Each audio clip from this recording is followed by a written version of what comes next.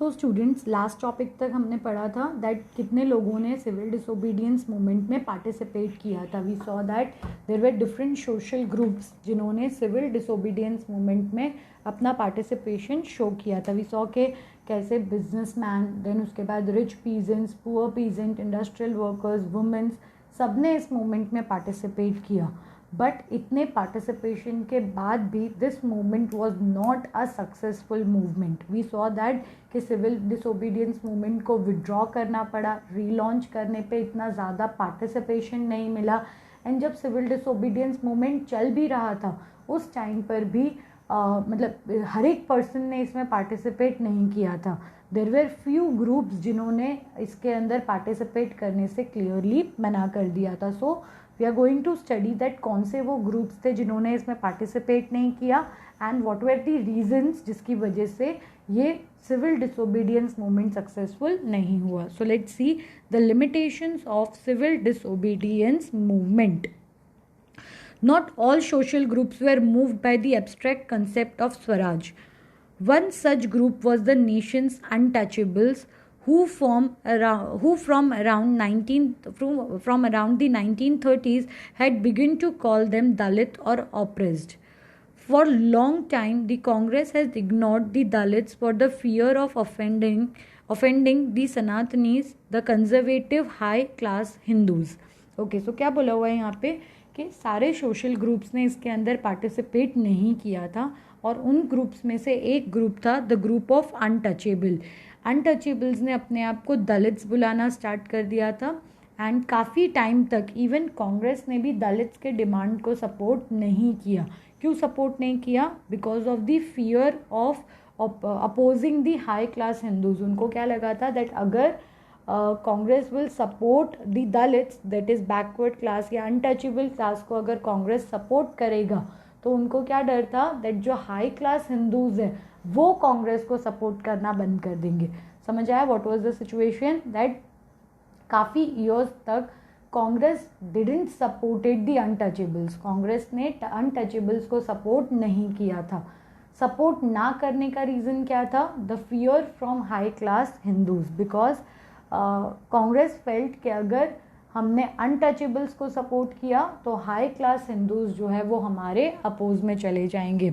But Mahatma Gandhi declared that swaraj would not come for 100 years if untouchability was not eliminated. Mahatma Gandhi ने क्या बोल दिया? ही clearly declared that कि अगर आपको स्वराज चाहिए तो उसके लिए ये अनटचेबिलिटी के कंसेप्ट को ख़त्म करना पड़ेगा.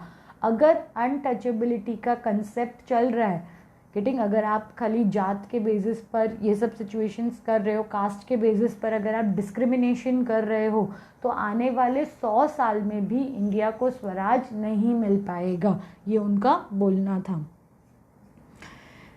He called the untouchables Harijans. He called the untouchables Harijans or the children of God.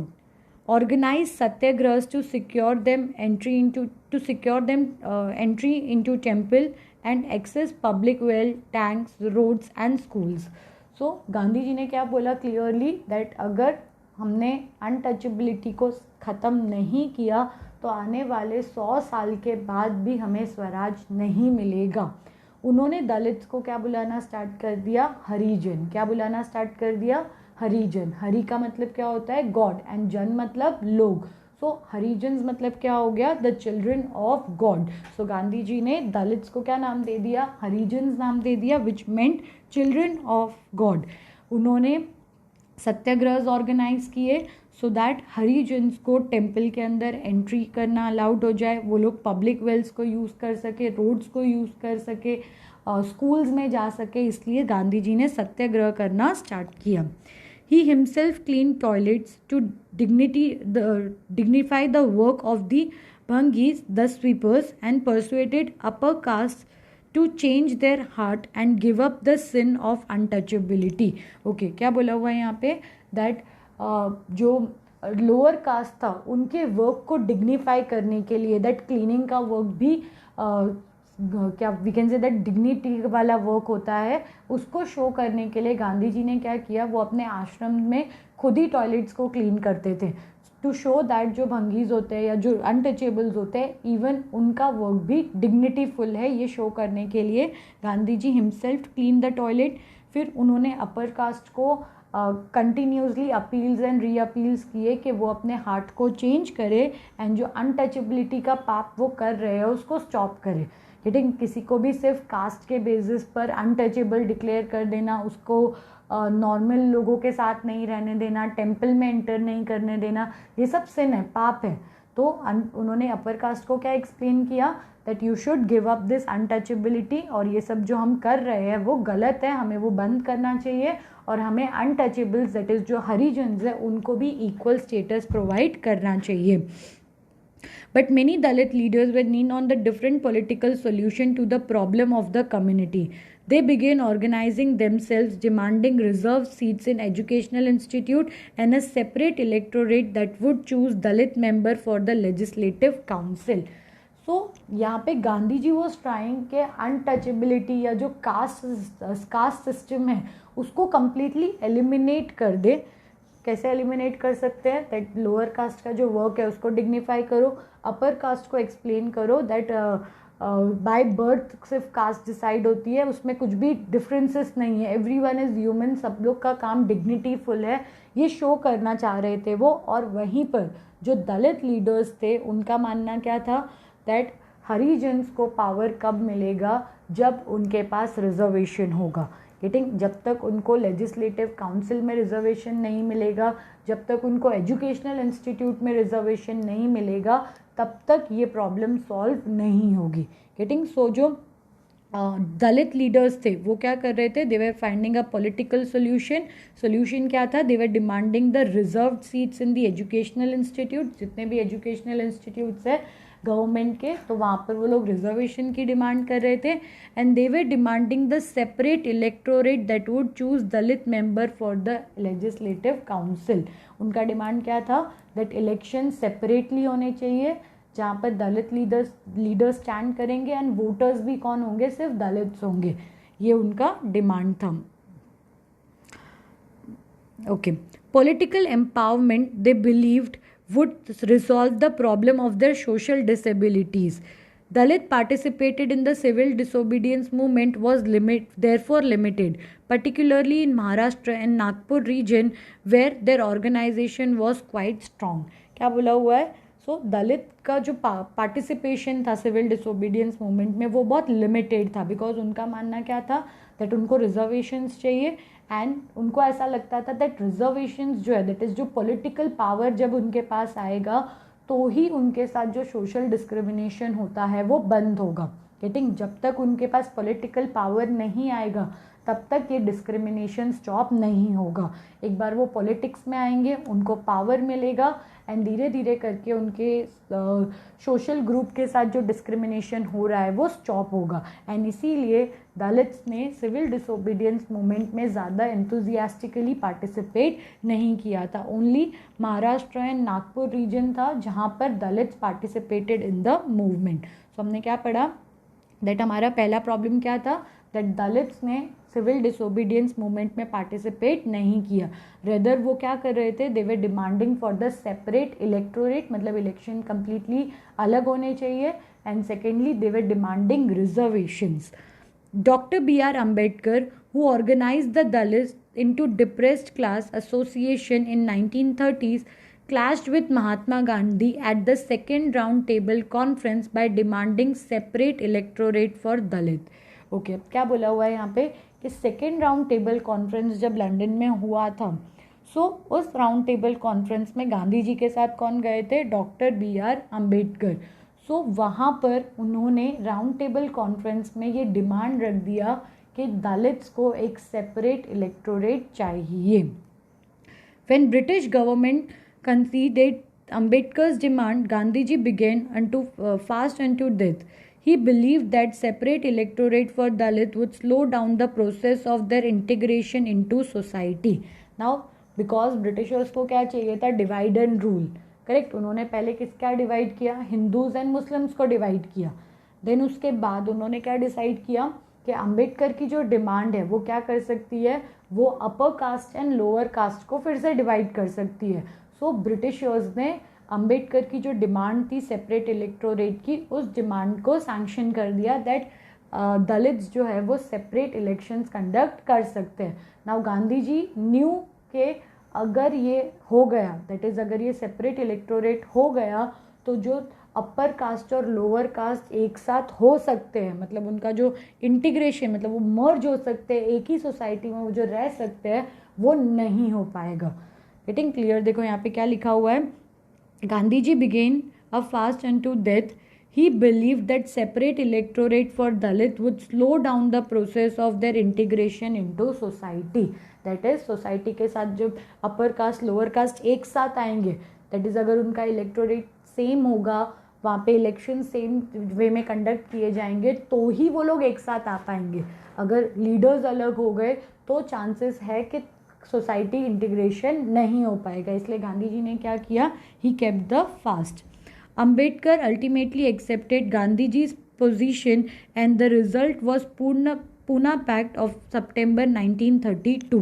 Okay, क्या बोला हुआ है, क्योंकि गांधी जी की डिमांड थी, उन्होंने क्लियरली डिसाइड कर लिया था दैट अगर सेपरेट इलेक्टोरेट्स हुए तो वो फास्ट रखेंगे, एंड फाइनली अंबेडकर ने क्या डिसाइड किया कि वो गांधी जी की डिमांड को एक्सेप्ट कर लेंगे, एंड वो जो एक्सेप्टेंस था that was the Poona Pact. यहाँ पर क्या हुआ था कि अंबेडकर ने अंबेडकर ने गांधी जी की बात मानी थी कि वो लोग सेपरेट इलेक्टोरेट्स नहीं बनाएंगे, एंड वहाँ पे गांधी जी ने क्या बोला था कि जो जनरल इलेक्टोरेट्स होंगे वहाँ पर जो बैकवर्ड क्लास है, दैट इज़ जो दलित्स है, उनको रिजर्वेशन दिया जाएगा। लेट्स सी क्या दिया हुआ है। It gave the depressed class later known to be as the scheduled caste reserved seats in the provincial and the central legislative council, but they were to be voted in by the general electorate. The Dalit movement, however, continued to be apprehensive of the Congress-led national movement. Okay, so यहाँ पे Poona pact क्या था basically, that general elections होंगे, मतलब एक ही साथ पूरी country के इलेक्शंस होंगे, एक ही वे में कंडक्ट होंगे, हर एक पर्सन उसमें पार्टिसिपेट कर सकता है, बट उसमें जो शेड्यूल कास्ट था, दैट इज़ जो दलित्स थे, उनको एक स्पेशल ये दिया गया था, स्पेशल रिजर्वेशन दिया गया था, that according to the population उनके लिए जनरल असेंबली के अंदर सीट्स रिजर्व्ड रहेंगी। इलेक्शन सेम कंडक्ट होगा, जनरल इलेक्शंस ही होंगे, अलग से दलित्स के लिए इलेक्शंस नहीं होंगे, लेकिन जनरल इलेक्शंस में दलित्स के लिए सीट रिजर्व्ड रहेंगी। ये क्या था, पूना पैक्ट था। समझे रीज़न क्या था, दैट अंबेडकर ने सेपरेट इलेक्टोरेट का डिमांड किया। ओके, गांधी जी ने वो डिमांड फुलफिल नहीं होने दिया, बिकॉज गांधी जी को क्या लगा दैट अगर सेपरेट हो गए तो फिर अपर कास्ट और लोअर कास्ट का जो एक साथ आने का प्रोसेस है वो स्लो डाउन हो जाएगा, और ईयर्स तक कंट्री के अंदर अपर कास्ट और लोअर कास्ट में डिस्क्रिमिनेशन होते रहेंगे। इसलिए गांधी जी ने फास्ट रखा अप टू डेथ कि अगर अंबेडकर ने, मतलब वो अंबेडकर को कन्विंस कर रहे थे, अंबेडकर फाइनली कन्विंस हो गए। सो पूना पैक्ट बेसिकली क्या था, दैट अंबेडकर ने गांधी जी की बात मान ली कि जनरल इलेक्शंस होंगे, एंड गांधी जी ने अंबेडकर को क्या कहा दैट जितने भी जो भी पॉपुलेशन शेड्यूल कास्ट का होगा उतना परसेंट सीट्स जो है वो जनरल असेंबली में इनके लिए रिजर्व रहेगी। सपोज टोटल पॉपुलेशन में अगर शेड्यूल कास्ट 6% है, तो जनरल इलेक्शंस में शेड्यूल कास्ट के लिए कितनी परसेंट सीट रिजर्व रहेगी, 6% सीट्स रिजर्व रहेगी। So this was the Poona Pact. लेकिन इसके बाद भी जो दलित्स थे, जो हरिजन्स थे, उन्होंने सिविल डिसोबीडियंस मूवमेंट में उतना एक्टिवली पार्टिसिपेट नहीं किया था। तो ये पहला रीज़न था, क्या था, दलित्स का रीज़न। देखते हैं अब ये दूसरा रीज़न क्या था जिसकी वजह से सिविल डिसोबीडियंस मूवमेंट सक्सेसफुल नहीं हुआ। Some of the Muslim political organizations in India were also lukewarm in their response of the civil disobedience movement. After the decline of non-cooperation Khilafat movement, a large section of Muslims felt alienated from the Congress.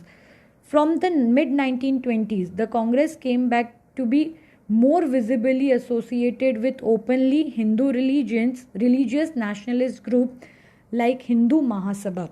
Okay, क्या बोला हुआ है यहाँ पे, that जो कुछ मुस्लिम political organisations थे, okay, उनका भी सिविल डिसोबीडियंस मूवमेंट को लेके कुछ इतना एक्टिव रिस्पॉन्स नहीं था। दैट इज़ उन्होंने इतना ज़्यादा एक्टिवली इसमें पार्टिसिपेट नहीं किया था। नाउ इफ़ यू रिमेंबर, तो नॉन कॉपरेशन खिलाफत मूवमेंट था जिसमें मुस्लिम्स ने एक्टिवली पार्टिसिपेट किया, बट उसके बाद मुस्लिम स्टार्टेड फीलिंग एलिनेटेड, मतलब उनको ऐसा लगने लगा दैट कांग्रेस पार्टी जो है वो हिंदू की पार्टी है, या वी कैन से हिंदुत्व की पार्टी है, बिकॉज 1920s के बाद कांग्रेस जो थी वो more like it was more associating with the Hindu Mahasabha. Clear, मतलब कांग्रेस अब ज़्यादा किसके साथ एसोसिएट कर रही थी, मीटिंग्स एंड ऑल कर रही थी with the Hindus party, that was Hindu Mahasabha. So Muslim started feeling alienated. As relation between Hindus and Muslims worsened, each community organized religious procession with militant fervor, provoking Hindu-Muslim communal clashes and riots in various cities. Each riot deepened the distance between the two communities. क्या बोला हुआ है यहाँ पे, that starting से ही Hindu Muslims के relations better नहीं थे, बट आफ्टर दिस जब कांग्रेस ने हिंदू महासभा के साथ एसोसिएशन किया, उसके बाद हिंदू और मुस्लिम्स के जो सिचुएशंस थे वो और वर्स होते गए। धीरे धीरे करके उनके बीच में क्लैशेस आने लग गए, दंगे वगैरह होने लग गए, एंड विथ एवरी दंगा, हर एक दंगे के बाद हिंदू और मुस्लिम्स के जो डिस्टेंसेस थे वो और ज़्यादा बढ़ते गए. The Congress and the Muslim League made efforts to renegotiate an alliance, and in 1927 it appeared that such an unity could be forged. The important difference were over the question of representation in the future assembly that were to be elected. So जब कांग्रेस ने देखा, जब मुस्लिम league ने देखा that Hindu Muslims के दंगे बढ़ते जा रहे हैं, फाइट्स बढ़ती जा रही है, सिचुएशन वर्स्ट होती जा रही है, तो उन्होंने क्या डिसाइड किया that Congress and Muslim league दोनों साथ में आएंगे एंड ये जो सिचुएशन सब चल रहे हैं उनको ख़त्म करेंगे. मतलब जो दंगे आते रहते हैं, जो हिंदू मुस्लिम में क्लैश होते रहते हैं, उन सबको बंद करना है. तो उसके लिए क्या करना पड़ेगा, दोनों पार्टीज़ को एक साथ आना पड़ेगा. सो दे डिसाइडेड कि वो एक साथ आएंगे. लेकिन सबसे बड़ा क्वेश्चन था कि अगर वो एक साथ आते हैं तो ब्रिटिश के जाने के बाद जो लीडर होगा कंट्री का वो कौन होगा. गेटिंग, मतलब फ्यूचर असेंबली का लीडर कौन होगा, उसके ऊपर सबसे बड़ा क्वेश्चन था. मोहम्मद अली जिन्ना, one of the leader of the Muslim League, was willing to give up the demand for the separate electorate if Muslims were assured reserved seat in the Central Assembly and representation in the proportion of population in the Muslim dominant provinces, that is Bengal and Punjab. Okay, so क्या बोला हुआ है यहाँ पे, that Mohammad Ali Jinnah, he was the leader of Muslim League. उन्होंने क्या बोला था दैट हम लोग सेपरेट इलेक्टोरेट डिमांड नहीं करेंगे, हम इसी कंट्री में रहेंगे, जनरल इलेक्शंस ही होंगे, लेकिन उसके लिए कंडीशन क्या है दैट पॉपुलेशन के अकॉर्डिंग हमें जनरल असेंबली के अंदर अपने सीट्स रिजर्व चाहिए. This was their demand. Negotiations over the question of representation continued, but all hope of resolving the issue at the all-party conference in 1928 disappeared when M.R. Jayakar of the Hindu Mahasabha strongly opposed efforts at compromise. क्या बोला हुआ है यहाँ पे that Mohammad Ali Jinnah and जो Congress के leaders थे वो कंटिन्यूसली नेगोशिएट करने का ट्राई कर रहे थे, वो कंटिन्यूसली कॉम्प्रोमाइज़ करने का ट्राई कर रहे थे, एंड बहुत मुश्किल से वो लोग मतलब बहुत सारे डिफरेंसेस थे, बट उन डिफरेंसेस को साइड पर रख कर दे वर ट्राइंग के कांग्रेस और मुस्लिम लीग जो है वो दोनों एक साथ में आ जाए. कॉम्प्रोमाइज़ किए भी जा रहे थे, कुछ पॉइंट्स पर मुस्लिम लीग भी अग्री हो रही थी, कुछ पॉइंट पर कांग्रेस भी अग्री हो रही थी. लेकिन 1928 में देयर वाज अ कॉन्फ्रेंस जहाँ पे सारी पार्टीज एक साथ में आई थी, एंड वहाँ पर हिंदू महासभा ने क्लियरली बोल दिया दैट वो लोग मुस्लिम लीग की जो डिमांड्स है उनको फुलफिल नहीं करेंगे. गेटिंग, क्या बोला है यहाँ पर दैट कांग्रेस ने भी एफर्ट्स किए कि मुस्लिम लीग साथ में आ जाए. Even Muslim league was coming up, है ना. मुस्लिम लीग ने सेपरेट इलेक्टोरेट का डिमांड साइड पे रख दिया था. उनका बोलना क्या था दैट हमको सिर्फ रिजर्वेशन दे दो. फिर उसके बाद फ्यूचर लीडर कौन होगा, इस पे डिबेट्स चल रहा था, इस पे क्वेश्चंस चल रहा था, बट देयर वर चांसेस के बातचीत करके इसको सुलझा देंगे। लेकिन जब ऑल पार्टी कॉन्फ्रेंस हुआ 1928 में, at that time Hindu Mahasabha के जो लीडर थे M.R. जयकर, उन्होंने क्लियरली बोल दिया दैट ऐसा कॉम्प्रोमाइजेस कुछ भी नहीं होगा, एंड जो बची कुची होप थी वो होप भी ख़त्म हो गई। When the civil disobedience movement started, there was thus an atmosphere of suspicion and distrust between the communities. Alienated from the Congress, large section of Muslims could not respond to the call for an united struggle. Many Muslim leaders and the intellectuals expressed their concern about the status of Muslim as a minority within India. They feared that the culture and identity of minority would be submerged under the domination of Hindu majority. सो यहाँ पे क्या बोला है, हमने देखा पीछे कि already Hindus and Muslims में ट्रस्ट नहीं है, दोनों एक दूसरे के ऊपर शक करते हैं, ये सब सिचुएशंस चल रही थी। एंड जब गांधी जी ने सिविल डिसोबीडियंस मूवमेंट का कॉल लिया, मतलब जब उन्होंने लोगों को अपील किया that they should come for the civil disobedience movement, तो उस टाइम पर लोगों ने, दैट इज़ मुस्लिम्स ने, इसको इतना ज़्यादा रिस्पॉन्ड नहीं किया। क्या रीज़न था इसका? दैट मुस्लिम लीडर्स के दिमाग में एक ही क्वेश्चन था दैट इफ़ वो लोग अभी सिविल डिसोबीडियंस मूवमेंट को सपोर्ट करते हैं, अगर इंडिया को इंडिपेंडेंस मिलता है तो इंडिपेंडेंस के बाद मुस्लिम्स का क्या स्टेटस होगा। Getting Hindus were not trusting on Muslims, Muslims were also not trusting on Hindu, मतलब दोनों साइड से ट्रस्ट इश्यूज थे। एंड मुस्लिम इंटेलेक्चुअल्स को, मुस्लिम लीडर्स को लग रहा था दैट इंडिपेंडेंस के बाद मुस्लिम्स की जो कल्चरल आइडेंटिटी है, उनका जो स्टेटस है, वो हिंदूज़ के नीचे दब कर रह जाएगा, इसीलिए उन्होंने सिविल डिसोबीडियंस के कॉल को रिस्पॉन्ड नहीं किया। समझ आया? So there were two reasons for the failure of civil disobedience movement, या वी कैन से कि दो रीजंस थे जो लिमिटेशंस में आते हैं। पहला, कांग्रेस जो थी वो दलित्स का सपोर्ट गेन नहीं कर पाई थी, उनका ट्रस्ट गेन नहीं कर पाई थी। Though Mahatma Gandhi tried a lot, लेकिन उसके बावजूद भी Dalits were not able to support the call of civil disobedience movement. Same चीज़ थी विद द मुस्लिम्स ऑल्सो। जब एक बार नॉन कॉपरेशन मूवमेंट का फेलियर हुआ, उसके बाद धीरे धीरे करके कांग्रेस ने ज़्यादा हिंदू महासभा को सपोर्ट करना स्टार्ट कर दिया, जिसकी वजह से Muslims were not able to trust Congress. And जब कॉल लिया फॉर सिविल डिसोबीडियंस मूवमेंट, तब मुस्लिम्स ने भी कॉल को रिस्पॉन्ड नहीं किया। सो यहाँ पर हमारा थर्ड टॉपिक ख़त्म होता है, that was what were the participation, कितने लोगों ने पार्टिसिपेट किया, and how did civil disobedience movement progress. अब हमारा थर्ड टॉपिक जो आएगा, that is about the collective belonging, that is वो हमें बताएगा कि हमने कैसे इंडिपेंडेंस के कॉल को लिया, क्या क्या सिंबल्स थे जिन्होंने हमें हेल्प किया कि हम लोग एक एजेंडा या हमारे एक गोल की तरफ वॉक कर सके। Thank you students.